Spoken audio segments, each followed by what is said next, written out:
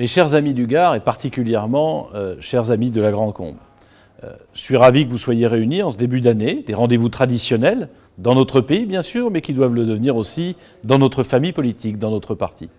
Débuter l'année ensemble, c'est à la fois présenter ses vœux amicalement, mais c'est aussi se donner la force d'affronter les échéances qui sont devant nous. Et elles sont nombreuses. Les élections départementales qui ont lieu dans un peu plus de 2 mois maintenant, et je crois que dans le Gard, emmené par mon ami Thierry Procida et par l'ensemble de la fédération, vous avez la possibilité de gagner ces élections et de faire en sorte que la majorité change au Conseil général du Gard. De la même façon que c'est possible dans des territoires voisins. Et je veux saluer Corinne Paillocchi, notre présidente dans le Vaucluse, Joseph Francis, notre président de l'UDI de l'Hérault.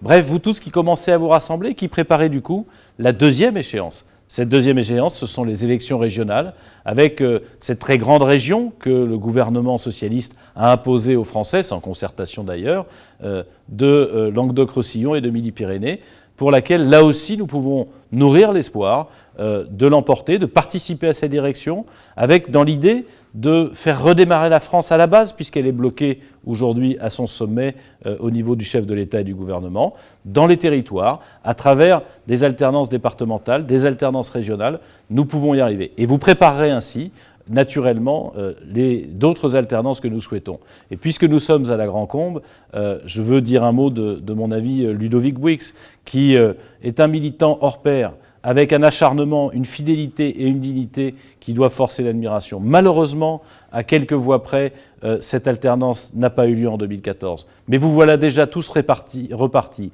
réunis, déterminés pour qu'en 2020, enfin, la Grande Combe ouvre une nouvelle page de cette histoire. Et comme nous sommes au début de l'année 2015, ça veut dire qu'il reste 5 ans. 5 ans, c'est pas de trop pour convaincre les quelques-uns qui ont manqué, et bien plus que ça pour que cette victoire future, je l'espère, elle soit ample, large, déterminée, et permette à la Grande Combe de redresser la tête, de redresser la barre.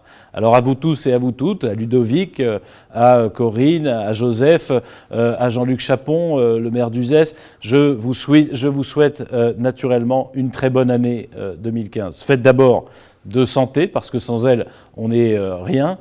Faites de joie familiale, parce qu'on en a besoin pour se ressourcer, avec les temps difficiles que nous traversons, mais également lorsque les combats politiques se font plus rudes. Et puis de réussite dans vos projets, de réussite dans les candidatures que nous présentons, de réussite pour notre famille politique de l'UDI, dont je crois la France a bien besoin pour retrouver l'espoir et repartir de l'avant.